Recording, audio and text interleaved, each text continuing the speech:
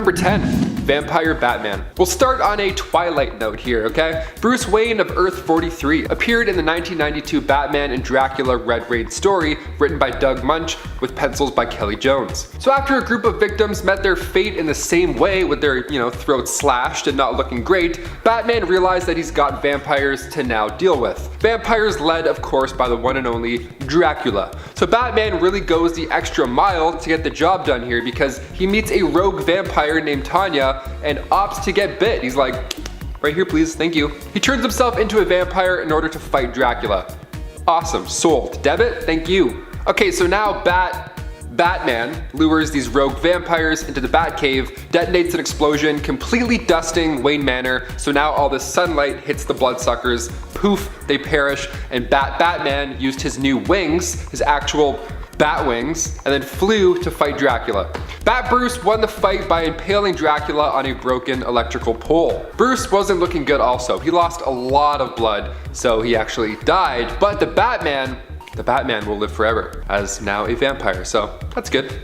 That's a positive ending, I think. Number 9. The Batman Who Laughs. Coming from the dark multiverse, first appearing in Dark Days The Casting, created by Scott Snyder and Greg Capullo, comes a twisted Earth 22 version of Batman, the Batman Who Laughs. Sounds like a good time, it's actually a nightmare. The Joker here is cruel. He goes on a spree throughout Gotham, just chaos, pure chaos. He took out Jim Gordon, and then he poisoned Batman. So once Batman was able to move his body again post-poison problem, he broke the Joker's neck. But even so, the Joker was prepared for this. After the snap, he let this toxin out that infected anybody near him. So Batman now got infected. Cut to 2 days later, Batman and Superman are talking about what just happened. Then when Superman tells Bruce that a kid infected by Joker venom bit a doctor, Bruce Wayne laughs. He lets out a little laugh, but he catches himself after, and even Superman is thrown off. He's like, okay, something's not right here. So a day later, Bruce called the team to the Batcave, and he went full Omni-Man. He took out the entire team before anybody really caught on to this new personality.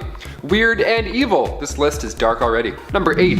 TIMESTREAM Batman. Batman The Return of Bruce Wayne is a 6-parter written by Grant Morrison, released in 2010, and we pick up from Final Crisis issue 6 when Darkseid shot Bruce into the past. He travels throughout history, these fun crazy eras, until eventually he's back to present day Gotham City. Now the series is 6 issues, so we get 6 different types of Batman. This is like a 6-in-1 point. It's pretty juicy. So issue 1 gives us a caveman style Bruce Wayne. He meets an immortal caveman as well who becomes Vandal Savage. Issue 2, Bruce has to deal with witches. Okay. Issue 3, Batman is front and center in the high seas. Pirate Batman going head to head, of course, with Pirate Blackbeard. Enough said. Issue 4, we move to the Wild Wild West, where Bruce is a talented gunfighter, yet still he doesn't like guns and chooses not to kill. Vandal Savage returns here, but this time with the help of one Jonah Hex. Lovely. Issue 5, we find Bruce in what appears to be the 1930s, right after his parents actually died. So Bruce is taken to the hospital to recover from a gunshot from the previous Tale Out of Time, and that's when he meets a woman named Marsha. Marsha believed that Thomas Wayne actually killed his wife and then faked his own death. She was a friend of Martha's, so she was trying to get some peace of mind, trying to get to the bottom of this. So Bruce followed her to a graveyard without her knowing, and then that's when we find out she's actually a member of the Black Glove organization, and she intended on sacrificing Bruce to Barbados. She wanted immortality all along. Don't we all? Issue 6 ties everything together nicely, so if you haven't read it yet and this is piquing your interest, go check it out for yourself. Finish it off. It's a good time. And if you're enjoying this list as well so far, don't forget to share the love and hit that thumbs up. You guys rock. Thank you so much. Now back to some weird Batman alternates. Number 7. Darkclaw. Coming from the Amalgam universe where DC and Marvel combined powers, figuratively and literally, we get a Wolverine Batman double feature. First appearing in Legends of the Darkclaw issue 1 back in 1996, at just age 5, young Logan Wayne witnessed the death of his parents. So we have that Batman origin story sprinkled in to lay the foundation. Good stuff, promising stuff right there. And then Logan Wayne was then sent to live with his uncle in Canada. But after poachers ambushed his home, we have even more family members biting the bullet. So far, so sad. Afterwards, Logan Wayne enlisted in the Royal Canadian Air Force and soon after the Weapon X program. That's where the Wolverine origins really start to come in. Logan Wayne got the adamantium treatment, but it was deemed a failure in a way because Logan wasn't a mindless brute. He kept his sanity. So now we're starting to get a little bit more positive. This is good, right on. Afterwards, he was a free man. He studied criminology, forensics, martial arts, gymnastics, and all 127 major styles of combat. That mixed with the claws, good game, dude. Good game. Number 6, BATZARRO. Making his first full appearance in Superman Batman issue 20, the world's worst detective and just a straight up villain, BATZARRO is the opposite of Batman. Morals, speech, combat, body weight, everything is opposite. So when you have a superhero like Batman who doesn't kill, tries to save the day, and solves crimes, the opposite is bound to be pretty brutal. BATZARRO had not one, but 2 pistols that he loved shooting around, and a chain, of course, to whack people with. And he had an upside down bat symbol to remind folks who's who. You know, in case the grinning sharp teeth wasn't enough. He idolizes Bruce Wayne though, funny enough. It's pretty weird because the origins of BATZARRO go way back to the Joker. See, Joker created BATZARRO simply because he wanted to officially kill a Batman. But when plans went south, Joker tried to fire a bullet into the Batman and BATZARRO jumped in the way, sacrificing his life for Batman's. Is this tragic? Yes. Is it a weird one? Absolutely. Number 5, Red Death. Coming from the dark multiverse on Earth 52, Dark Days the Casting, issue 1, we meet a Bruce Wayne with the same origins that we're used to. Now he eventually became a hero, yada yada yada, and he fought alongside Robin, and then the next Robin, and then the next Robin. His life was taking a harder toll on him. He was watching all these sidekicks bite the bullet, so now he was desperate to find a new power, a new way to prevent his partners from maybe, I don't know, dying. So he looked at his world's Flash, and he saw his super speed and thought to himself, you know what? I could use that speed force better than him. What a statement right there. So he took out every Flash villain himself, kept their advanced weapons, and then used those weapons to fight the Flash. He drove them both into the Speed Force with the Batmobile and the Cosmic Treadmill, and then he absorbed all of Barry's super speed. Now after Batman came back from said Speed Force trip, he referred to himself as Batman the Red Death, where he would then brutally kill Gotham's criminals in the blink of an eye. But here's the kicker, here's the bad part. Gets worse rather. Barry still lived inside his mind. He would beg Batman, or sorry, Red Death, to stop the killing. Imagine hearing somebody in your head, I mean that alone is a nightmare. Number 4, Civil War Batman. Batman teaming up with Abe Lincoln. Yep, let's go. Batman the Blue, the Gray, and the Bat was released in 1993 from Elliot S. Maggin and Alan Weiss. When you need to protect the government's massive stash o' gold, who else do you call but the Caped Crusader and his horse appropriately named Apocalypse? This is a fun story because this era is just too wild to be boring, but in this Elseworld story, Abe Lincoln knows that Bruce Wayne is Batman. But it's Abe Lincoln, he can keep a secret or 2 or 3. Bruce had a bat fly in his window the night Abe's messenger arrived, so he took it as a sign and made an epic old-timey batsuit. He's accompanied by Robin, but in here he's named Redbird, and then we find out that old-timey Bruce is actually behind the whole operation this entire time. You lied to Abe Lincoln for gold? Shame. Shame. You're already rich in some universes. You don't need gold. Or maybe he's rich because he stole that gold. Number 3, Bat Baby. Making his first steps in Batman issue 147, the 600th time Batman appeared in comics, we see Bruce Wayne as a baby. So after Nails Finney and his gang made a shrink ray, they set their sights on Batman and it worked like a charm. It was only a shrink ray though. He didn't de-age mentally, which is even better almost. So now he had the same strength and aggression as a full-grown man in a toddler's body. This sounds like the worst case scenario, but Batman was kind of okay with it. He worked with what he got. He's like, okay, if people are gonna treat me as a baby, I'm just gonna dress like a baby. And then he wore a bat suit that no baby has ever worn ever. Classic Batman. Number 2, Holy Batman. Batman Holy Terror was an Elseworlds one-shot released in 1991, written by Alan Brennert. We find Reverend Bruce Wayne. How holy and fun is this? It's 1658, and in this universe, Lord Oliver Cromwell recovered from that fever and he maintained his hold on England. Later in the 20th century, Thomas Wayne, physician to ye old Gotham Town's council, was killed, same with his wife. Now James Gordon is on the case trying to get to the bottom of it, but he believes this was more than just a mugging. So he befriended young Bruce Wayne to maybe try and find some more info. Cut to 20 years later, Gordon is now Gotham Town's High Inquisitor, and Bruce is about to become a priest, and that's when Gordon finally tells Bruce the truth about his parents. He reveals that a man named Joseph Chill was behind the whole thing. The government took down one of their own.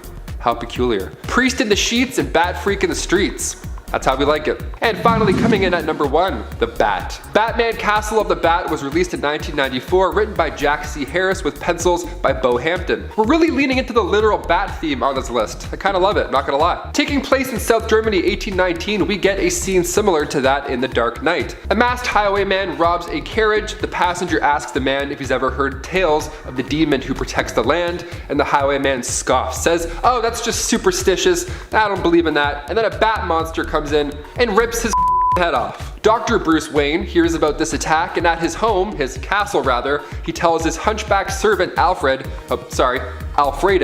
that the beast had attacked once again.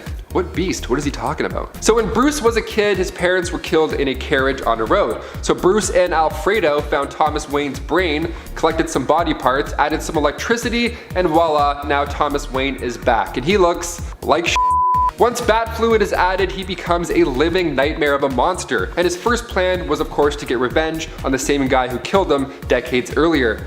We saved the weirdest for last, that's for sure. And at 10, New Earth. Now, I'd like to say that technically New Earth is no longer the main continuity, since Prime Earth currently is, so I'm allowing New Earth Oliver to be on this list, okay? My list, my rules. New Earth Oliver is pretty badass, since in the 0 Hour storyline, after being thrust into another timeline where he stares at his own dead body, he gets pulled back and recruited by Batman to help in the fight against his once good friend Hal Jordan, who had recently gone mad thanks to Coast City being destroyed and then being possessed by Parallax. Oliver didn't want to believe it, but after seeing what Hal had become, he knew what he had to do. In the final battle, Oliver straight up shot Parallax in the chest, ending the battle and saving the universe. But Oliver was pretty messed up after this, understandably, because you know, he just killed his best friend. So Ollie returned to where he committed his first murder, because you know, that's great for your mental health, and swore off being a superhero. But obviously, this wouldn't stick. Still pretty sick though. And at 9, Archer. Appearing in the animated movie Justice League Crisis on Two Earths, this version of Oliver Queen is the evil version who's a member of the crime syndicate. While he doesn't have much else going for him, being a match for the main Earth Oliver, he does have the moral advantage.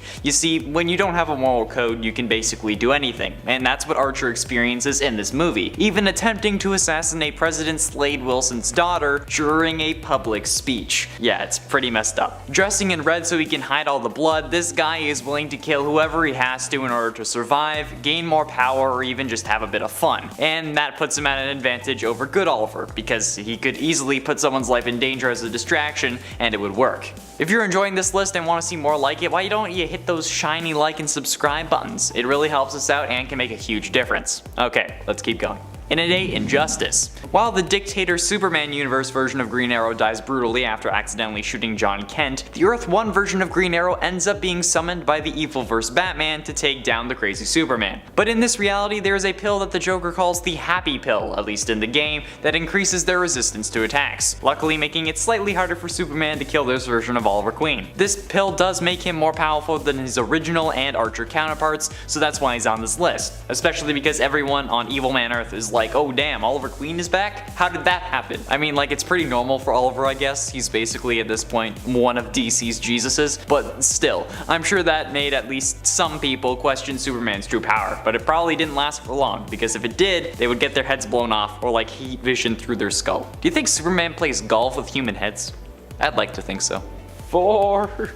And at 7, Goliath. Goliath is the amalgam universe version of Oliver Queen and Goliath. While not really an archer, Goliath does have the Marvel Universe's Goliath powers, including the ability to grow and shrink. What makes him part Oliver Queen is his relationship to Canary, which parallels to Goliath and Mockingbird's relationship in the Marvel Universe. First introduced in JLX number 1 in 1996, I'm sure you can see why Goliath would be a powerful version of Green Arrow. Actually, while learning about this character, I decided to move him up quite a bit, because being able to grow or shrink at will instead of needing to wear a suit like Ant-Man is certainly a power that is scary to deal with, especially with the basic invulnerability that he has thanks to Goliath. The only thing that really makes him Oliver Queen though is his name and his relationship to Canary, so that's why he's higher up on the list.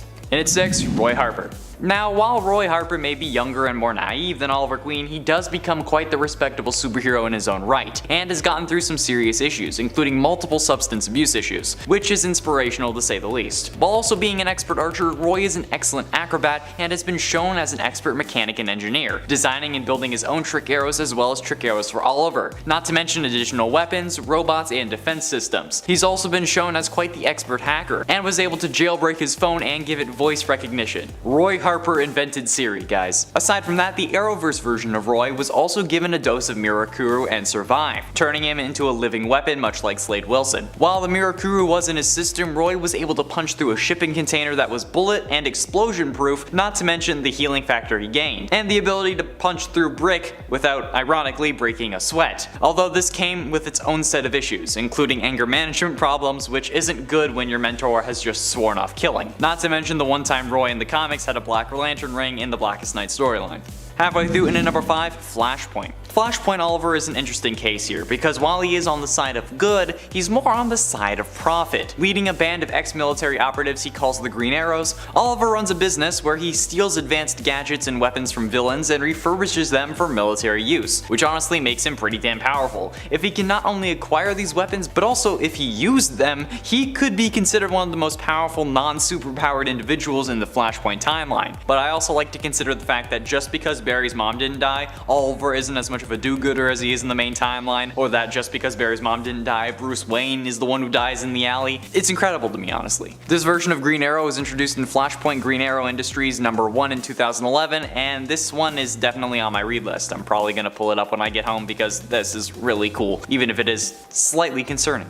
In at 4, Connor Hawke. Connor Hawke is the son of Green Arrow and Sandra Hawke, and takes over the Green Arrow mantle after his father's death. When introduced in Green Arrow Volume 2 #0 in 1994, he appeared to just be a huge fan of the Green Arrow, but it was later revealed that, unbeknownst to Oliver, Connor was in fact his son. It feels fitting that it's my name now, honestly. And while he may share the same skills as his father, although less evolved, Connor does end up gaining a couple powers over his father, one of them being a healing factor, granted to him due to genetic mutations from Dr. Savannah, this giving him also a higher resistance to pain. This also allows him to stay at his prime with ease, much like Logan, and thanks to Connor's Zen training, he was able to develop a form of clairvoyance. This is the ability that gave him a vision of his father still alive, despite the world thinking that he was dead. See, he has a reason to be on this list other than us just sharing names, okay?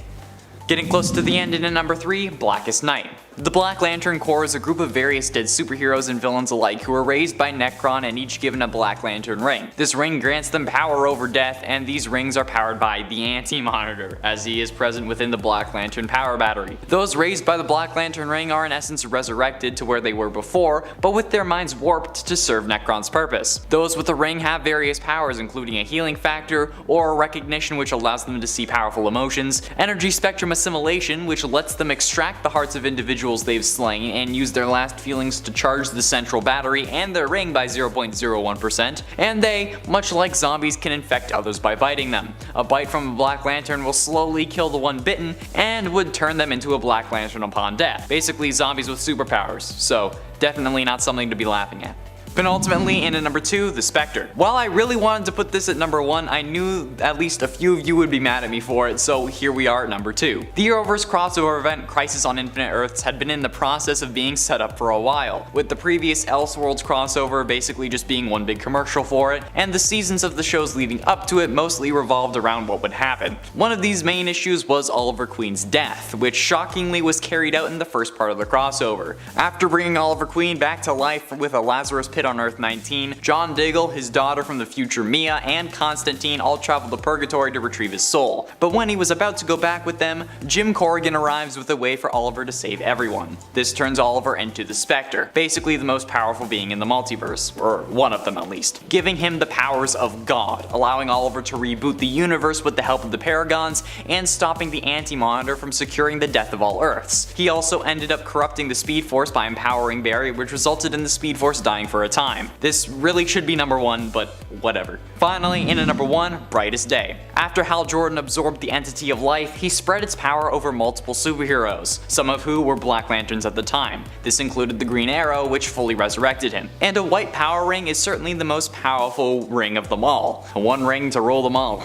being able to generate and use any color from the spectrum, since white light is all the other colors combined. This allows White Lanterns to in essence have near godlike abilities with all the colors. White energy blasts, force field generation, energy constructs, energy twins, ring duplication, mind alteration, wormhole generation, time travel, invisibility, resurrection, you name it and the White Lanterns can do it. The full extent of the white power ring is unknown, so honestly, this is the only thing I saw fit to beat the Spectre if anything. I mean, the white power ring may not be able to reboot the universe, but hey, we don't know if it could. It can resurrect people, so why not resurrect planets, right? I mean, probably. Hopefully that's not too big of a leap in logic. In a 10, Black Flash. The embodiment of death for all speedsters, Black Flash is the Grim Reaper of the Speed Force. Making his first appearance in The Flash Volume 2, number 138 in 1998, he was seen before the deaths of several speedsters including Barry Allen, Johnny Quick, and Bart Allen. He also tried to return Wally West to the Speed Force, however was unsuccessful, taking Linda Park instead, Wally's girlfriend, which I have to admit is a pretty big bummer. Since he was unsuccessful the first time, Black Flash then returned to try to claim Wally again, freezing time for everyone without a connection to the Speed Force. But thanks to the combined efforts of multiple speedsters including Jesse Quick, Jay Garrick, and Max Mercury, Wally was able to race Black Flash to the end of time, causing death to have no meaning, defeating the zombie speedster instantly. I mean, I know he's not a zombie, but he looks like one. But that wouldn't stop the Speed Force, since later Barry Allen returned in the Flash Rebirth storyline, becoming the new Black Flash, until Professor Zoom took the title after his corpse was raised in the Darkest Night storyline. Before we move on to number 9 though, if you could do me a huge favor and hit those like and subscribe buttons, that would be amazing. It really helps us out against the eternal struggle of the algorithm and lets us know what you want to see more of. Thanks. Now, let's continue. And at 9, the Black Racer. However, Black Flash was not the first embodiment of death that speedsters had to deal with. Being introduced in New Gods number 3 in 1971, Sergeant William Walker became a servant to Darkseid after being paralyzed during the Vietnam War. But while sharing the same concept, the thing that makes these two speedster death gods different is their abilities. While yes, both are speedsters, the Black Racer possesses the unique power to merge with a host, corrupting that person and enhancing their abilities. He did this with Bart Allen and used that to kill Darkseid during the Darkseid War storyline when the Anti-Monitor had taken control of the Black Racer. Black Racer also kills Darkseid in Final Crisis in place of Barry Allen and Wally West. This was pre-Flashpoint though. Plus, his costume just looks pretty badass if you ask me. This is the kind of evil speedster that you should cosplay. Damn, that would be cool. And at 8, Johnny Quick. Johnny Quick of Earth 3 is an evil version of the Flash who's a member of the Crime Syndicate, basically the Justice League, but evil. Same people, but different alignment. Jonathan Allen was once a high-profile criminal, but got cornered on the roof of Star Labs. While on the roof, Jonathan got struck by lightning, which also shattered the roof. John and his girlfriend fell through that roof, with John landing in a load of chemicals, which ended up granting him his super speed. And his girlfriend, Rhonda, ended up gaining powers similar to that of the Atom. Looking at images of this guy, you can tell that he's nuts. Like, he looks like if the Green Goblin became a speedster. Like if Norman got the Carnage symbiote and then got super speed, this is what that would look like. Absolutely bonkers. However, when fighting against the Injustice League of Earth Prime, Johnny underestimated Captain Cold. See, he had managed to disarm Cold, but the gun was also voice activated, which allowed Snart to remotely freeze Johnny's leg and then kick it, shattering it. Johnny tried to crawl away, but was killed thanks to Alexander Luthor stealing his powers and then getting his neck snapped. That's gonna leave a mark. And at 7, Kingdom Come Flash. Wally West from Earth 22 is weird to me since it feels so backwards, everything does. In the Kingdom Come universe of Earth 22, Wally West received his speed through unknown means, but nonetheless he still became the Flash. And when Superman retired, Wally kept going, but he kept going and never stopped, running from scene to scene, disaster to disaster, never taking a break. Before this, however, he ended up having a daughter, who got her speed genetically and became Kid Flash. However, this is where it gets weird to me. His children were named Iris West and Barry West, and it sets me on edge because like they're supposed to be older than him and then Wally is supposed to inherit the Flash mantle. It's weird. Not to mention that this time Barry and Iris are actual biological siblings, which only makes all the memes about the Arrowverse even worse at this point. But considering Wanda and Pietro from the Ultimate Universe, it's nothing new for comics. Gotta love them Game of Thrones-esque love stories, am I right? Okay, well in this universe the kids don't actually end up dating, but you know what I mean. And at 6, SAVITAR.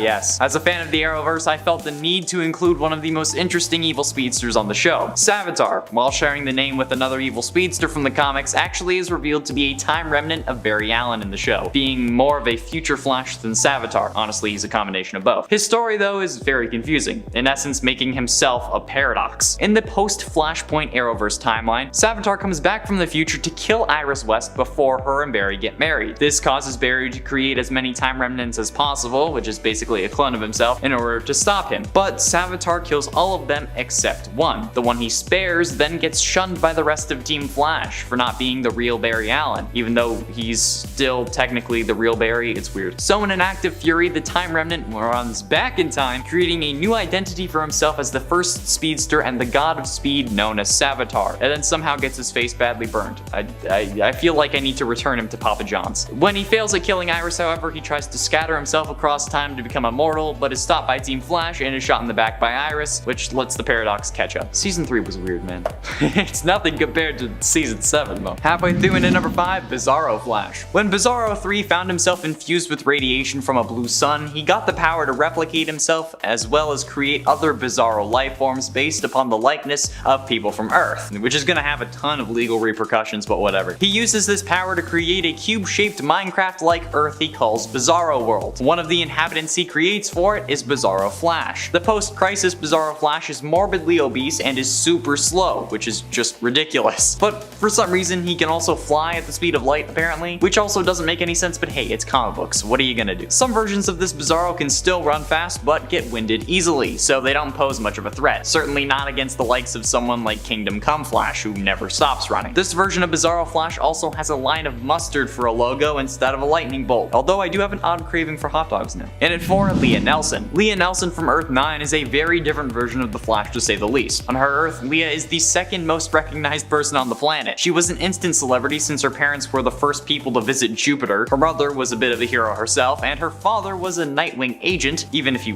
wasn't very good at it. But Leah is a being of light, and once able to control this power, she took on the moniker of the Flash. Since she is a being of light, Leah is also able to travel at the speed of light, basically making her a speedster without having a connection to the Speed Force, which I admit may frustrate some of you with her being on this list, but I thought it was interesting and is certainly a weird version of the Flash. Leah also has a whole host of powers, including superhuman speed, metamorphosis, where she uses light to create solid holograms and alter her appearance, energy construct creation, allowing her to make solid objects out of light, energy projection, which is just beams of energy, and energy absorption, which in essence makes her immune to any form of light, including lasers. Just think of energy as lightning and then boom, even more flashlight. Getting close to the end at number 3, Hot Pursuit. What is the Flash known for? Running really fast, right? Running so fast that he can actually end up beating instantaneous teleportation. So what's the deal with this Flash? Being first introduced in The Flash Volume 3 number 6, Hot Pursuit is a version of Barry Allen from another universe who came to warn his counterpart about an impending disaster, which ends up being Flashpoint. The difference? This Flash doesn't run. Instead, he has a Speed Force powered motorcycle called the Cosmic Motorcycle. Yeah, his cowl is a motorcycle helmet and his suit is in black and white. This version of Barry Allen doesn't seem to have a physical connection to the Speed Force, only being able to access it through his motorcycle. Unfortunately though, Hot Pursuit dies 6 issues later in The Flash Volume 3 number 12 as a part of the Road to Flashpoint event. The moniker of Hot Pursuit would later be adopted by Patty Spivot after she stole his gear from the Central City Police Department. Penultimately in at number 2, Speed Demon. I remember a while ago I mentioned an amalgam universe that combined DC and Marvel characters, and I mentioned the Iron Lantern, a combination of Hal Jordan and Tony Stark. Well, today I present you Speed Demon, a combination of Barry Allen and Johnny Blaze. Blaze Allen was a circus daredevil who sold his soul to become the first Speed Demon. The demon component of Etrigan was formerly Jay Garrick before the Night Spectre stole Jay's soul. The Night Spectre approached Blaze and asked him to serve him in his attempts to collect souls of the most pure and the most corrupt. Blaze Allen refused. So in an attempt to persuade him, at his wedding, Night Spectre stole Iris's soul. Blaze then accepted the bond, hoping to get Iris back, or at least to ensure her safety. Speed Demon speaks only in rhymes, but is a speedster with a flaming skull head that can also breathe hellfire, which is pretty dope. Wally West, which is an amalgam of Wally West and Danny Ketch, was the next Speed Demon, who accepted the power in order to help his uncle get Iris back, because he still didn't get her back after he accepted the power. Finally, coming in at number 1, The Crab Crash. Oh my god. Coming from Earth C-, this Crash is the fastest animal alive and a member of the Just a Lot of Animals group, which is this world's Justice League. On Earth C, everyone is some form of animal, and it's probably the most ridiculous thing that you could ever read. While his real name is unknown, the Crash is this universe's Flash. And not only that, but he's actually a turtle. The classic tortoise in the hare scenario. Slow and steady wins the race to get super speed and a connection to the Speed Force apparently. And I'm not even kidding, he fights against characters with names like the Weather Weasel instead of the Weather Wizard. That's hilarious. I love it so much. The Crash was first introduced in Captain Carrot and His Amazing Zoo Crew number 14, which also features superheroes like Wonder Wabbit.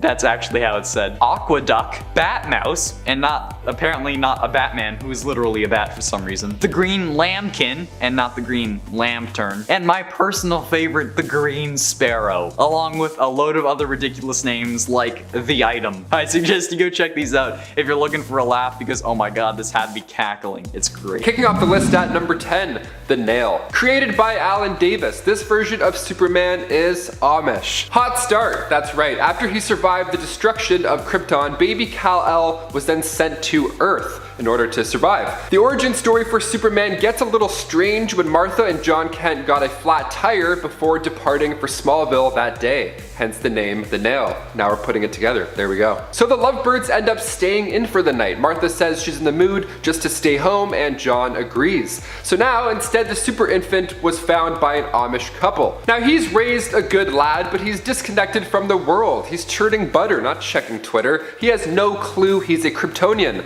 So in turn we get to see a Justice League with no Superman, and the world is a hot mess. Lex salvaged Kal-El's spaceship after he landed, so he used that tech to create an evil version of Jimmy Olsen. But when Super Jimmy is fighting the Justice League, the fight moves to Amish Kal-El's backyard, and that's when he discovers his true powers. He always had a feeling he was superpowered, he just didn't really know. So he bids farewell to his Amish folks, and then he unleashes the power of a god.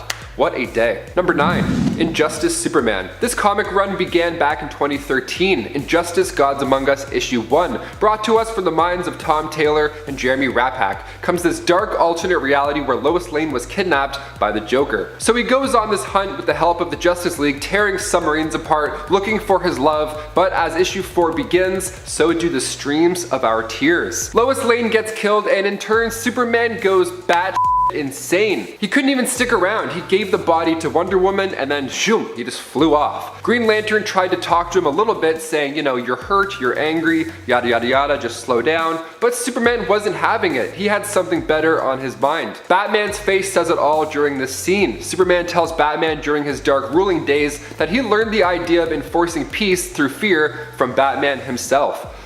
I see no lie here. And before we continue on with this list, if you want to go ahead and give this video a thumbs up, that would be super helpful for us at Top 10 Nerd. You guys are the best. Thank you so much for your support. And let's not waste any time and get you right back into this list. Number 8, Kingdom Come Superman.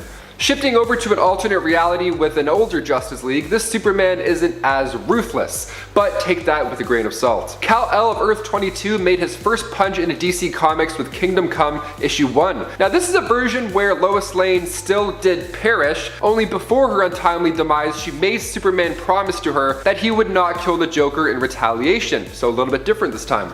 So he followed through and simply had the clown arrested.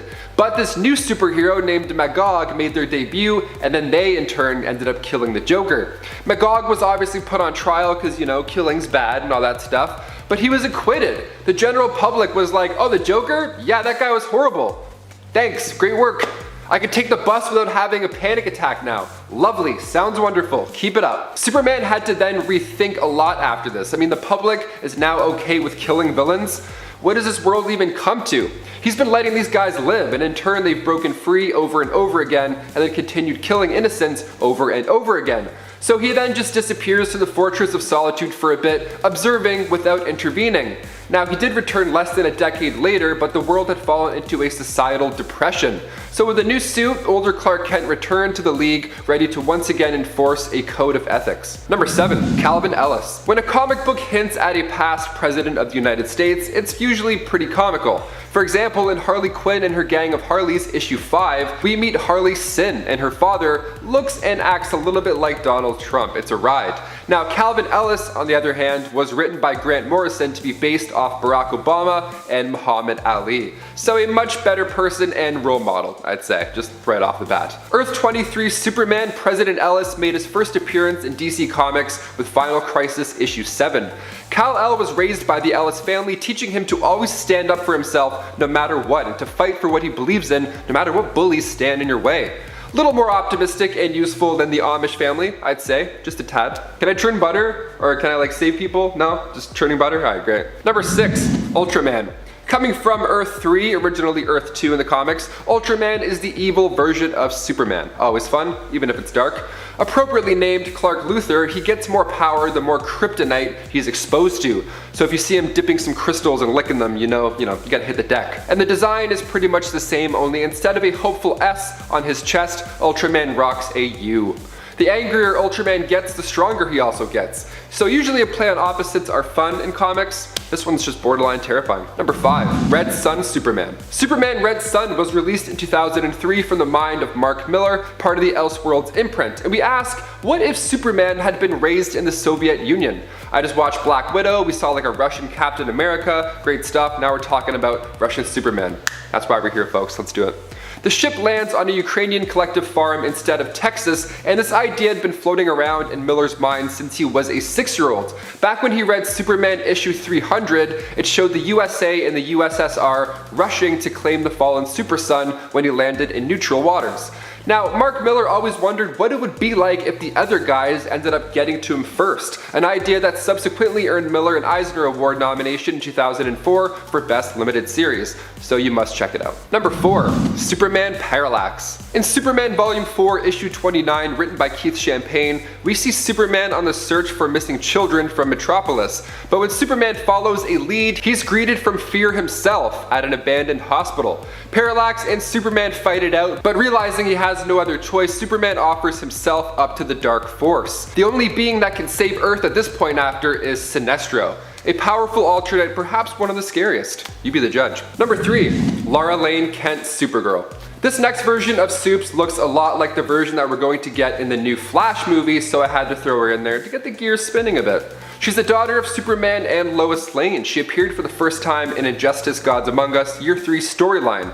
Now, in Zack Snyder's Justice League, we learn that Lois Lane is indeed pregnant, and the following sequels would have shown us a world without Lois. So perhaps this Flash film will show us this bright alternate world where Batman has killed the Joker and Supergirl grows up with both of her parents' guidance. She looks pretty badass too. Now, these are just set photos, but the similarities are wild. To see for yourself, check out Injustice Year 3, starting with issue 6 or 7. I think she comes in around there. Number 2, Superboy Prime. This version of Superman has more powers and less weaknesses. I'm talking immunity to kryptonite and magic. He first appeared in DC Comics Presents issue 87, where Kal-El landed on Earth and was discovered by Jerry and Naomi Kent while they were on a hike in the New England seacoast town. They named him Clark, although Clark Kent was the name of a popular comic book hero, Superman. So yeah, he already existed on this Earth Prime. Now, Clark grew up and later attended a costume beach party, which I gotta say, tights plus sand, really? It's not the best idea, I don't know.